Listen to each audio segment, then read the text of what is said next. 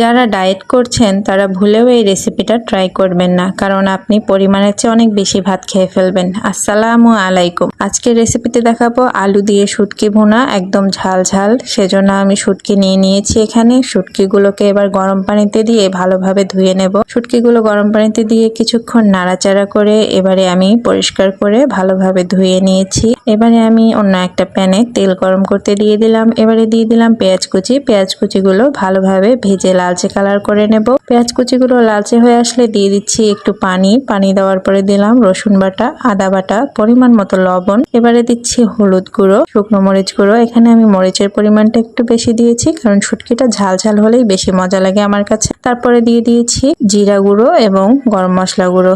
এবারে সবগুলো মশলা খুব ভালোভাবে কষিয়ে নেব, যাতে আদা রসুনের গন্ধটা না থাকে। কষিয়ে নেওয়া হয়ে গেলে আমি শুটকিগুলো দিয়ে দিলাম। শুটকিগুলো দিয়ে ভালোভাবে কষিয়ে নিয়ে আলুগুলো দিয়ে দিলাম। আলুগুলো আমি আগে থেকেই কেটে ধুয়ে রেখেছিলাম। এবারে শুটকির সাথে আলুগুলো খুব ভালোভাবে কষিয়ে নেব। আলুর সাথে যেন মশলাগুলো খুব ভালোভাবে লেগে যায় সেভাবেই কষিয়ে নিচ্ছি একটু সময় নিয়ে, যাতে আলুগুলো একটু ভাজা ভাজা হয়ে যায়। কষানো হয়ে গেলে আমি দিয়ে দিলাম পরিমাণ মতো পানি আলুগুলো সেদ্ধ হওয়ার জন্য। এবারে কিছুক্ষণ নাড়াচাড়া করে মশলাগুলো একসাথে মিশিয়ে নিয়ে ঢাকনা দিয়ে ঢেকে রেখে দিলাম। এবারে ঢাকনাটা তুলে সামান্য একটু চিনি দিয়ে দিলাম। আবারও নাড়াচাড়া করে আবারও ঢাকনা দিয়ে ঢেকে রেখে দিলাম। অপেক্ষা করব পানিটা শুকিয়ে আসা পর্যন্ত।